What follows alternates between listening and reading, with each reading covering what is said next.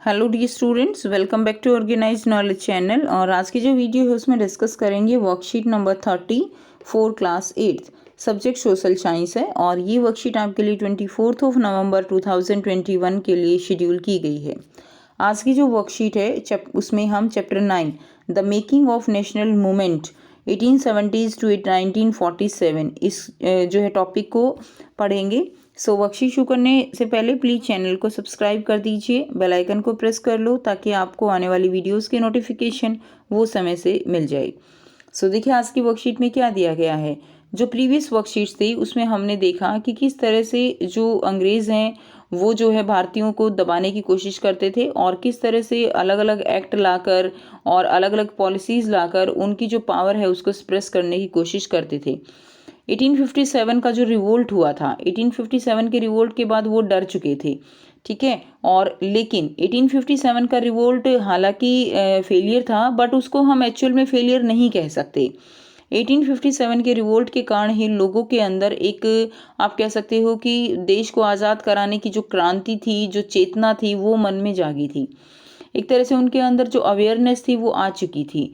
तो इसीलिए हम जो 1857 का जो रिवोल्ट है उसको बिल्कुल भी हम फेलियर नहीं कह सकते, क्योंकि उसी के बाद से बहुत सारी चीज़ें जो है शुरू हुई। लोगों ने अपने बारे में, अपने राइट्स के बारे में, अपने देश के बारे में सोचना शुरू किया, जो कि अपने आप में ही एक बहुत बड़ी क्रांति का आगाज़ था। So the emergence of nationalism, nationalism का एमरजेंस जो है वो कैसे हुआ। Through the previous worksheet, we are well aware that the revolt of 1857, though started by the सिपाही of the company, कि जो 1857 का रिवोल्ट था वो जो कंपनी के सिपाही थे उनके द्वारा शुरू किया गया था। But very soon it engulf all the section of the society. लेकिन क्या हुआ, बहुत जल्दी जल्दी जो है ये सारी सोसाइटी के सारे सेक्शंस में धीरे धीरे फैल गया। नाउ दे बिकम अवेयर, अब वो अवेयर हो चुके थे that British were exercising control over the resources, कि जो ब्रिटिश हैं वो उनके जो भी देश के रिसोर्सेज हैं उन सब के ऊपर कंट्रोल करना चाहते हैं। And lives of the people of India, और इंडिया के लोगों को की जो लाइफ है एक तरह से उसको भी वो कंट्रोल करना चाहते हैं। And until this control was ended India could not be for Indians, और जब तक ये जो आप कह सकते हो कंट्रोल है ये ख़त्म नहीं किया जाएगा, इंडिया कभी भी इंडियंस का नहीं हो सकता। This consciousness began to be clearly stated by the political association formed in 1870s and 1880s. Some of them were, और इसी के चलते पॉलिटिकल एसोसिएशन बनाए गए जिनका काम था लोगों में जागरूकता फैलाना। और जो ब्रिटिश थे, अंग्रेज़ थे, वो जो पॉलिसीज़ बनाते थे उन जो पॉलिसीज़ इंडिया के हित में नहीं थी, इंडियंस के हित में नहीं थी, उन पॉलिसीज़ को एक तरह से उनका विरोध करना ये इन एसोसिएशंस का काम था। बात करना अंग्रेजी सरकार से किसी भी मुद्दे पर, ये इन पॉलिटिकल एसोसिएशंस के कार्य रहे थे, ठीक है। अब यहाँ पर आपको कुछ एसोसिएशन दिए गए हैं, कब उनका जो है एस्टेब्लिशमेंट हुआ और कौन उनके प्रोमिनेंट मेंबर्स थे, फाउंडर कौन थे, वो यहाँ पर दिया गया है। तो सबसे पहले है पूना सार्वजनिक सभा। पूना सार्वजनिक सभा जिसका गठन 1870 में किया गया, और इसके फाउंडर थे महादेव गोविंद रानाडे और एस.एच. चिपलुंकर और गणेश वासुदेव जोशी। ये जो है इसके मेन प्रोमिनेंट मेंबर्स थे। दूसरा जो है एसोसिएशन वो था इंडियन एसोसिएशन। इंडियन एसोसिएशन इसके एस्टेब्लिशमेंट की गई 1876 में, और इसके जो मेन फाउंडर थे वो थे सुरेंद्र नाथ बनर्जी, ठीक है। एंड आनंद मोहन बोस इसके मेन मेंबर भी थे। नेक्स्ट देखिए, नेक्स्ट है मद्रास महाजन सभा। मद्रास महाजन सभा जिसकी एस्टेब्लिशमेंट की गई 1884 में, एंड जी सुब्रमण्यम अय्यर की प्रेजेंस में, एंड आनंद चार्लू जो है ये इनके क्या थे, मेन फाउंडर थे। नेक्स्ट है बॉम्बे प्रेसिडेंसी एसोसिएशन। 1885 में इसका गठन किया गया, एंड इसके जो है फिरोज शाह मेहता एंड के.एल. तेलांग, बदरुद्दीन तैयबजी, ये जो है इसके क्या थे, मेंबर्स थे, ठीक है। और फिरोज शाह मेहता ये जो है इसके फाउंडर रहे। नेक्स्ट एंड इम्पोर्टेंट है द इंडियन नेशनल कांग्रेस, जिसको हम नॉर्मल कांग्रेस के नाम से भी जानते हैं, ठीक है। इंडिया में मुख्य जो है दो ही दल हैं, एक कांग्रेस है, एक जो है भारतीय जनता पार्टी है जो लार्ज लेवल पे हैं।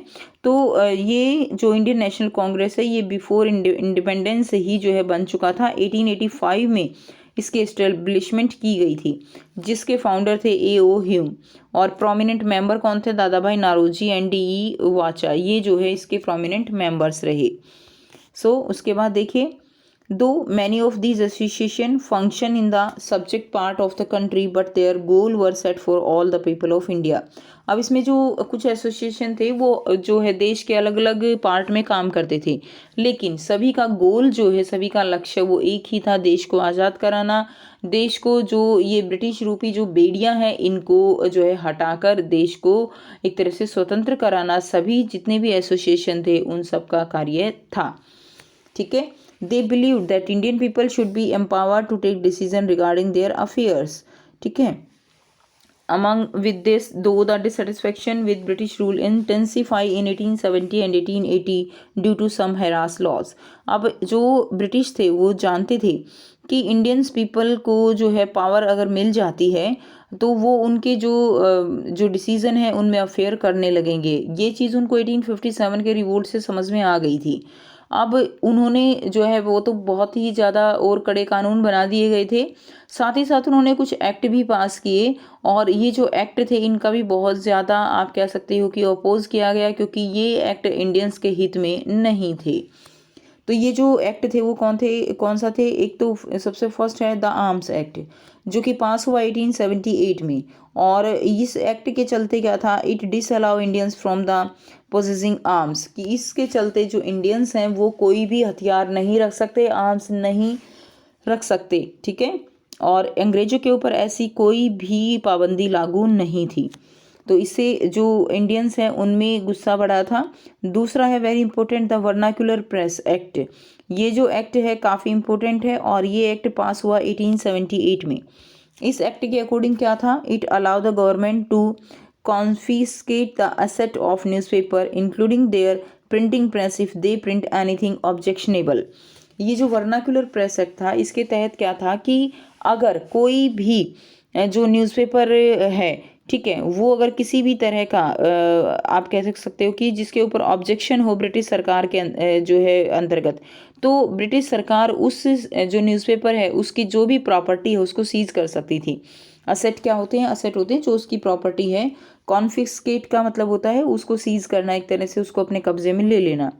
तो जो गवर्नमेंट है वो उनकी प्रॉपर्टी को, वो उनके असेट को जो है अपने कब्जे में ले सकती थी। ठीक है, if they print any objectionable, अगर वो किसी भी तरह की ऑब्जेक्शनेबल थिंग जो है वो क्या करते हैं, वो जो है छापते हैं। और अंग्रेज़ों के लिए ऑब्जेक्शनेबल क्या था, अगर कोई भी अपने इंडिया के लोगों को जागरूक करने के लिए इस तरह का कोई भी लेख लिखना चाहे तो वो उसकी प्रॉपर्टी सीज कर सकते थे। ठीक है, जबकि एक जो न्यूज़पेपर थे वो एक बहुत बड़ा ज़रिया था लोगों तक अपनी बात को पहुंचाने का, और इसीलिए जो इंडियंस थे वो सबसे ज़्यादा आप कह सकते हो इफ़ेक्टेड हुए इस चीज़ को लेकर। ठीक है, उसके बाद देखिए नेक्स्ट है the Ilbert bill. Ilbert bill जो है वो पास किया गया 1883 में। This bill provided for the trial of British और European person by the Indian जज। अब इस बिल के चलते क्या था कि जो इंडियन जज हैं वो ब्रिटिश और या यूरोपियन है उनकी अगर वो जो उनके खिलाफ अगर कोई मुकदमा है तो जो इंडियन जज हैं वो उनको उनकी जो सुनवाई है वो कर सकते थे। और अब जो ब्रिटिश है वो ठहरे बड़े वीआईपी सुपीरियर। ठीक है, तो उनको ये बात समझ में नहीं आई और उन्होंने इस बिल का बहुत आप कह सकते हो कि कड़े तरीके से विरोध किया। So however white opposition force the government to withdraw the bill, और उन्होंने जो है ऑपोजिशन ने जो गवर्नमेंट है उसको ये बिल वापस लेने पर मजबूर कर दिया और ये बिल जो है वो वापस ले लिया गया। This enrage the Indians which highlight the racial attitude of British in India, और इससे जो इंडियंस हैं वो और भी ज़्यादा जो है एक तरह से डिससेटिस्फाई हो गए। ठीक है, जिसके चलते इस बिल के चलते जो है एक तरह का रेशियल एटीट्यूड जो है इंडिया के अंदर आ गया था। ठीक है, जो एक होता है ना कि सभी को समान यहाँ पर व्यवहार नहीं किया जा रहा था। अब यहाँ पर आपको एक एक्टिविटी दी गई है और बाकी जो है 4 जो है आपको यहाँ पर क्वेश्चंस दिए गए हैं जिनके आंसर हम 1 बाय 1 डिस्कस करेंगे। सबसे पहले आपको एक्टिविटी दी गई है, with the help of your teacher और parents gather information about any one national association of pre independent India of your choice. तो आपको क्या है यहाँ पे कि आपको टीचर पेरेंट्स की हेल्प से जो है इन्फॉर्मेशन गैदर करनी है, इन्फॉर्मेशन इकट्ठी करनी है। किसी भी नेशनल एसोसिएशन के बारे में आपको यहाँ पर लिखना है जो कि आज़ादी से पहले का है। ठीक है, तो आप इसको और भी ज़्यादा डिटेल में नेट से पढ़ सकते हो। कुछ इन्फॉर्मेशन यहाँ पर दी गई है इंडियन नेशनल कांग्रेस के बारे में, जिसके बारे में आप जानते हो हमारे इंडिया में दो जो है मेन नेशनल आप कह सकते हो पार्टीज़ हैं, बीजेपी है और कांग्रेस है। तो जो इंडियन नेशनल कांग्रेस है, जिसको कांग्रेस के नाम से भी जाना जाता है, it was establish on 28 December 1885 in the British Raj. तो ये ब्रिटिश राज में जो है एस्टेब्लिश की गई थी ऑन 28 दिसंबर 1885 में। It's founder A.O. Hume and दादा भाई नौरोजी। तो इसके फाउंडर कौन थे? A.O. ह्यूम जो है मेन थे और दादा भाई नौरोजी उनके साथ थे। In liberating India the Congress played a major role in the national movements. और जो है इंडिया को आज़ाद कराने में जो कांग्रेस है उन्होंने काफ़ी एक तरह से आप कह सकते हो कि काफ़ी रोल प्ले किया नेशनल मूवमेंट्स में। नेक्स्ट देखिए, क्वेश्चन फर्स्ट अब दिया गया है, what do you understand by the word सार्वजनिक इन पूना सार्वजनिक सभा। सार्वजनिक का मतलब क्या है पूना सार्वजनिक सभा में? सो द वर्ड सार्वजनिक मीन्स फॉर ऑल। सार्वजनिक का मतलब क्या होता है? सार्वजनिक का मतलब होता है सभी के लिए, that is means for all. Second question है, how did vernacular press act affect the Indians. Vernacular press act ने इंडियंस को कैसे जो है इफेक्ट किया? सो देखिए कैसे इफेक्ट किया था। It passed in 1878। ये जो एक्ट है ये पास किया गया 1878 में। And it allowed the government to confiscate the asset of newspaper including their printing presses if they print anything objectionable which makes Indian people angry. तो इसमें जो गवर्नमेंट है उसको क्या अलाउ किया गया कि वो कोई भी जो न्यूज़पेपर है, प्रिंटिंग प्रेस भी इंक्लूडिंग प्रिंटिंग प्रेस, अगर कोई भी प्रिंटिंग प्रेस वाला कोई भी ऑब्जेक्शनेबल चीज़ें जो है जो प्रिंट करता है अकॉर्डिंग टू जो अंग्रेज़ थे उनके अकॉर्डिंग अगर कुछ भी ऑब्जेक्शनेबल है तो वो लोग उसकी सारी प्रॉपर्टी को, उसके एसेट को क्या कर सकते थे? कॉन्फिस्केट कर सकते थे, उसको जब्त कर सकते थे। तो ये चीज़ जो है इंडियन पीपल्स को जो है अच्छी नहीं लगी और वो बहुत ज़्यादा एंग्री हो गए थे इस एक्ट के चलते। क्योंकि ऐसा नहीं था कि केवल इस एक्ट में यही चीज़ थी, इसके साथ साथ जो इंडियन लैंग्वेज में न्यूज़पेपर थे उनको भी इस एक्ट के चलते उनके ऊपर भी कब्जा किया गया था, उनको भी बंद किया गया था, ताकि लोग अपनी इंडियंस लैंग्वेज में एक दूसरे से जो बातें हैं वो शेयर ना कर पाएँ। क्योंकि एक बहुत बड़ा ज़रिया था न्यूज़पेपर लोगों के बीच अपनी बातें पहुँचाने का एसोसिएशंस के द्वारा। नेक्स्ट देखिए, क्वेश्चन नंबर थर्ड है, what was Ilbert bill, why was it withdrawn. Ilbert bill क्या था और इसको वापस क्यों लिया गया? So according to the Ilbert bill passed in 1833, Indians could conduct judicial hearing of the British और यूरोपियंस।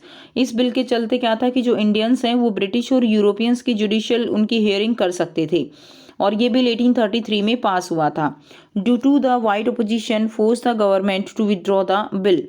और ये जो अंग्रेज़ थे उनको ये बात जो है समझ नहीं आई क्योंकि वो बहुत सुपीरियर समझते थे, जिसके कारण गवर्नमेंट को ये बिल जो है वो वापस लेना पड़ा। उसके बाद देखिए नेक्स्ट क्वेश्चन नंबर 4 है, in your opinion which of the above 3 laws act would have impacted the Indians most.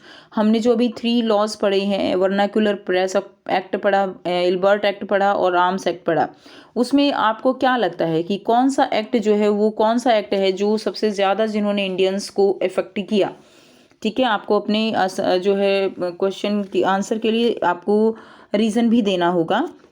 सो अगर मैं अपनी बात करूं तो out of the 3 laws the Ilbert bill impact the Indians most. Ilbert bill ने Indians को सबसे ज़्यादा प्रभावित किया। The bill provided for the trial of British और European person by the Indian जज and white opposition force the government to withdraw the bill. इस bill के चलते जो इंडियंस हैं वो जो यूरोपियन है या ब्रिटिश हैं उनके केस की हियरिंग कर सकते थे, जो कि जो अंग्रेज है उनको पसंद नहीं आया और इस बिल को गवर्नमेंट को वापस लेना पड़ा। And this enraged the Indians which highlight the racial attitude of British in India. और इससे इंडियंस में एनरेग हुआ यानी रोष हुआ, गुस्सा जो है पैदा हुआ, जिससे कि जो रेशियल एटीट्यूड था यानी काले गोरे का भेद जो था वो यहाँ पर ब्रिटिश ने एक तरह से जो है दिखा दिया अपने इस बिल के चलते, जिससे लोगों ने इसका बहुत ज़्यादा विरोध किया।